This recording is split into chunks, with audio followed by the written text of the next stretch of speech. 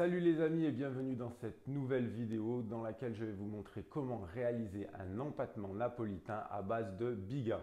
Alors pour réaliser cet empattement, on aura besoin de 220 g de biga. Alors pour réaliser la biga, je vous propose d'aller voir une précédente vidéo dans laquelle je vous explique comment réaliser une biga. Donc je vous mets le lien quelque part sur la vidéo. On aura besoin de 340 g de farine, on aura besoin de 250 g d'eau et de 12 g de sel. Alors si vous souhaitez en apprendre un petit peu plus sur les farines, sachez que je développe très précisément le sujet dans ma formation que vous pouvez retrouver dans la description de la vidéo. Donc pour réaliser cet empattement, je vais prendre ma biga. Alors la biga, voilà, on voit qu'elle a bien travaillé, mais qu'elle n'a pas vraiment gonflé, donc c'est ce qu'on veut. Donc je viens sortir la biga de son récipient.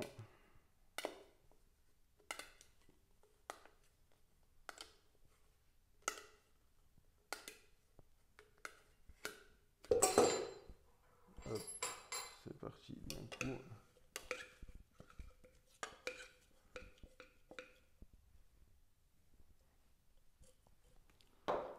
Voilà. Alors, ce qui est bien, c'est de la couper en petits morceaux.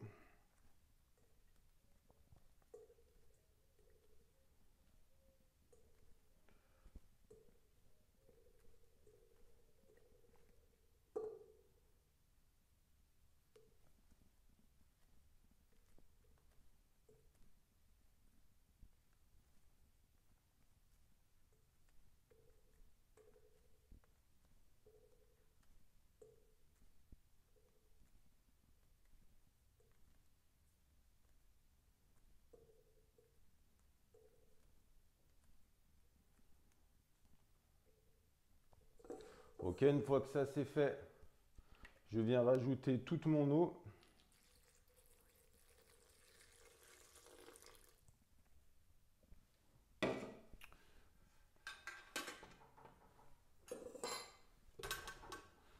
Je viens mettre ça dans mon robot pétrisseur.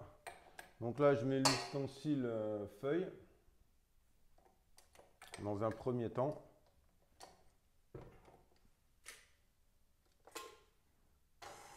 Et je commence à pétrir.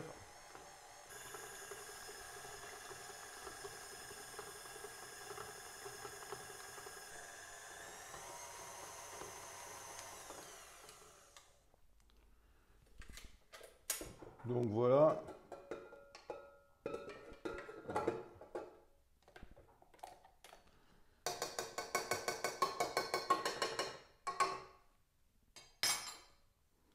Bon là, ça nous fait un mélange un peu mousseux.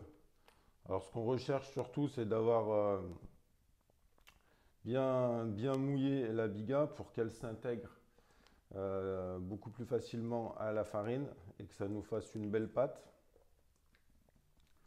Donc quand c'est devenu bien blanc, on peut ajouter la farine.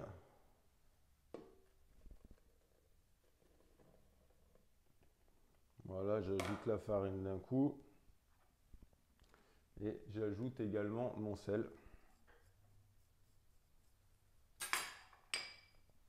Et là, à ce moment-là, je viens mettre le crochet queue de cochon.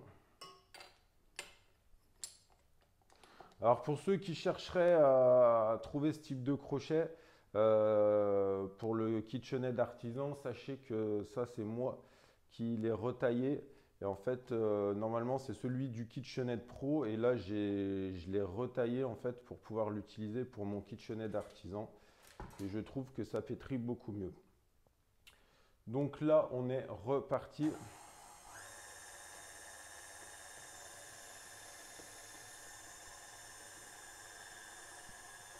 Donc là, à petite vitesse, là, je suis un peu rapide, à petite vitesse, j'attends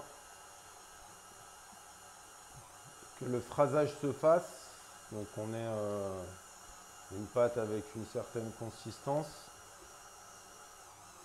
Donc là, je vais venir racler les bords à la main.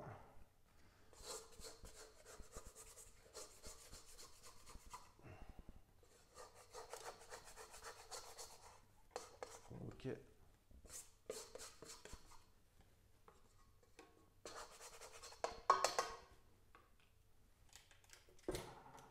Et là, on va laisser le robot faire son travail. Donc là, on voit qu'on a une pâte qui commence à être homogène. Donc je vais accélérer. Je vais me mettre en vitesse 5.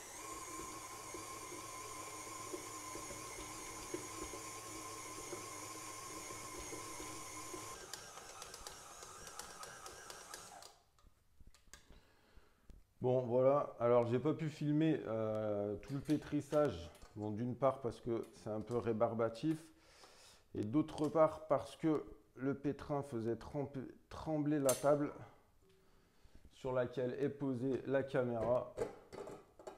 Et donc, c'était pas génial. Alors, à ce stade-là, ma pâte n'est pas hyper bien pétrie.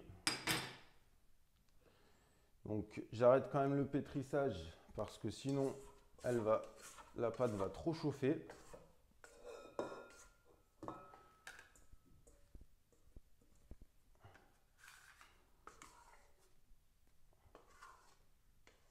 Et donc, on va finir le pétrissage à la main.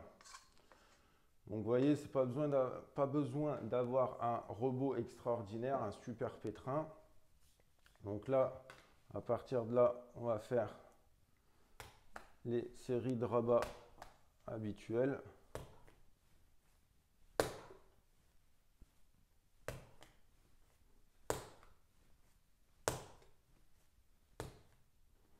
Et là, on voit déjà qu'on a une pâte qui commence à se lisser.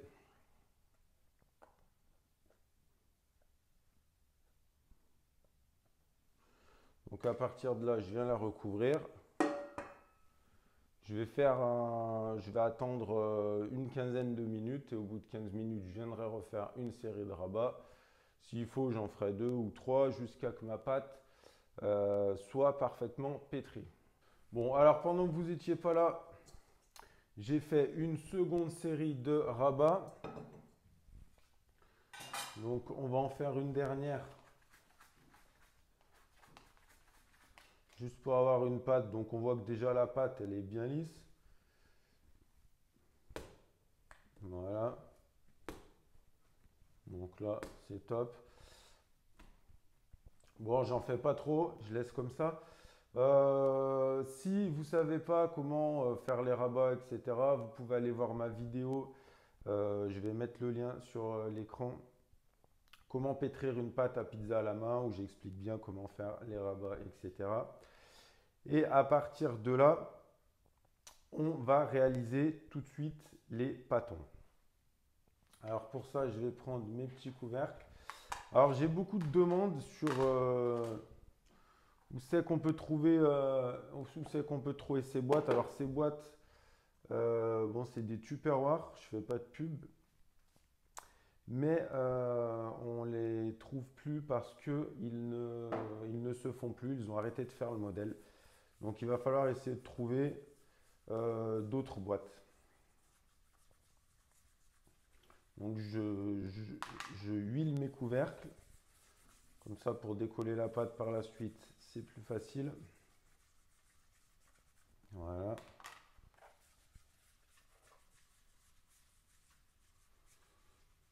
Alors,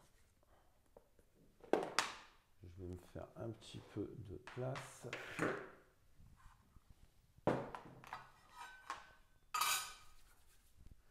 Voilà. Donc là, j'étire un peu ma pâte. Donc là, on voit qu'elle revient bien. Et on va se faire des pâtons de 270 grammes.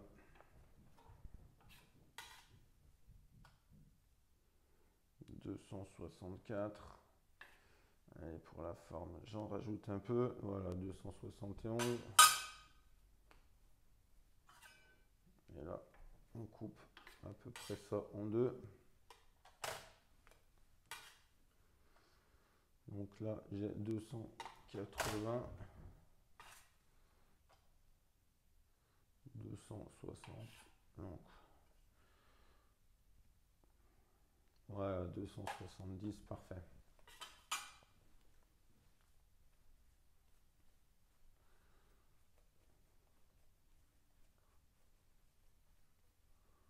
Donc on boule les pâtons.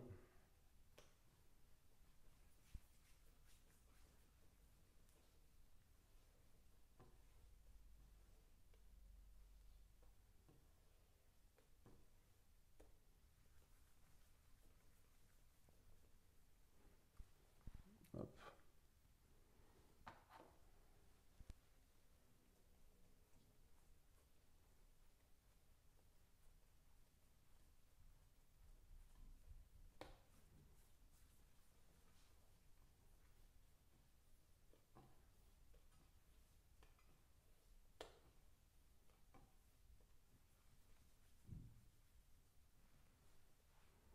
Hop, parfait.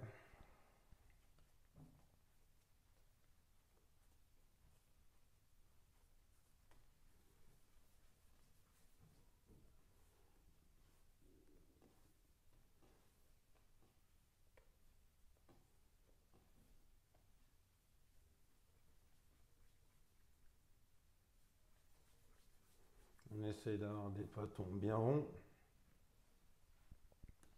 Et voilà. Donc à partir de là, on va laisser pousser les pâtons environ 4-5 heures. Ça va dépendre de la température qu'il y a chez vous. Et après, on va faire les pizzas. Nos pâtons sont maintenant prêts. On va pouvoir passer à la réalisation des pizzas.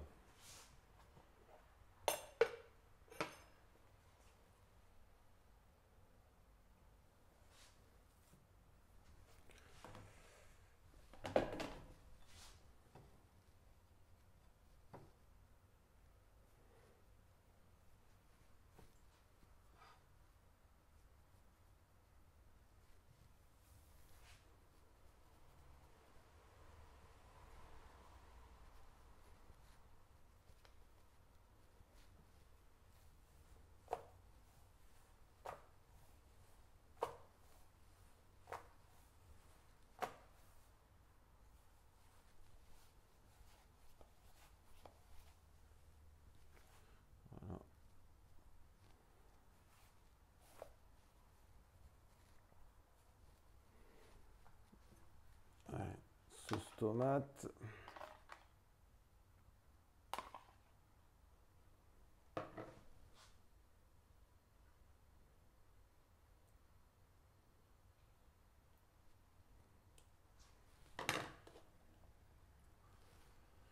Un peu de fleur de lait.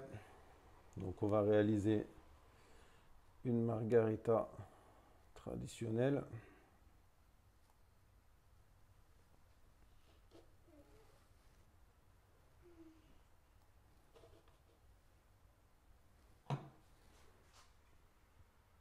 Un filet d'huile d'olive.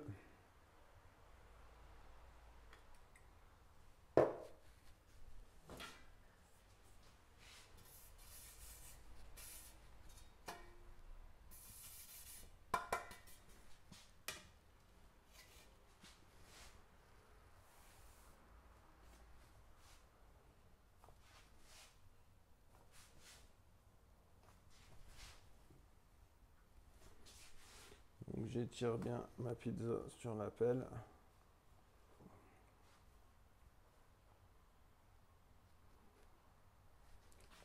Allez, on va l'enfourner.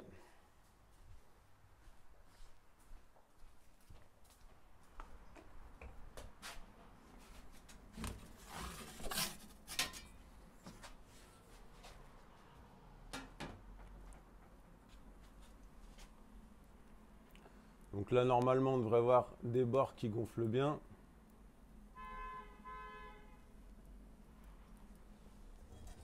Donc on voit que c'est le cas. On a un four préchauffé entre 400 et 450 degrés à peu près. Alors, on va commencer à tourner la pizza. que ça cuise de façon uniforme.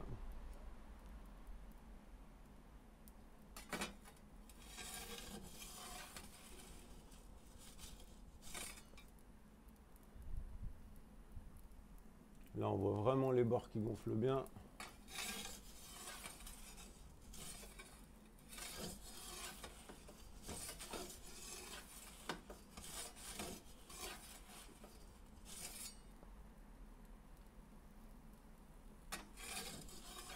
La croûte qui prend une belle coloration. Allez hop.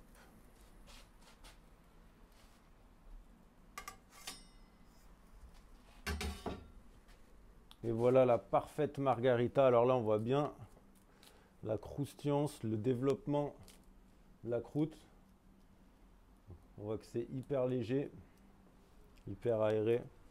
On coupera une part pour voir un peu à l'intérieur. Allez, donc on va mettre un petit peu. Alors, j'ai pas de basilic frais, mais c'est pas grave. On peut mettre un petit peu de pesto.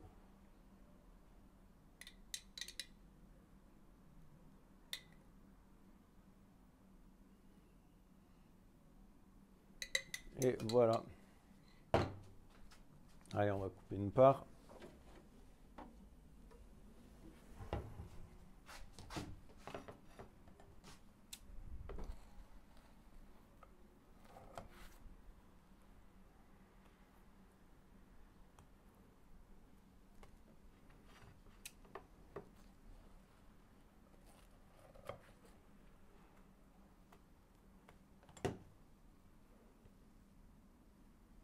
Donc voilà, je ne sais pas si on arrive à bien voir.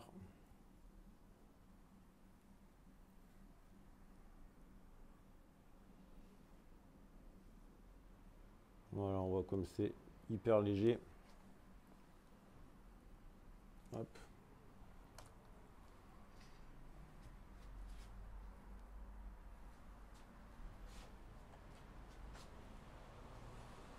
Il va falloir couper d'autres parts.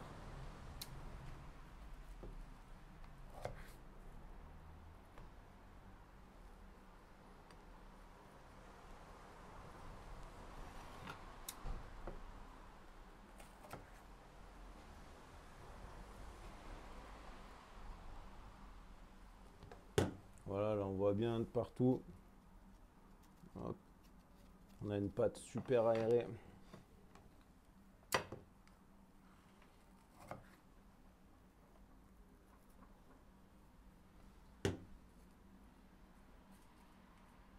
Super souple, super légère. Bon allez, on va s'en goûter une petite part.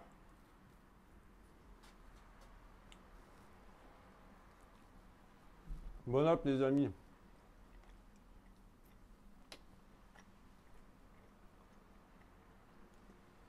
Ça c'est une parfaite margarita.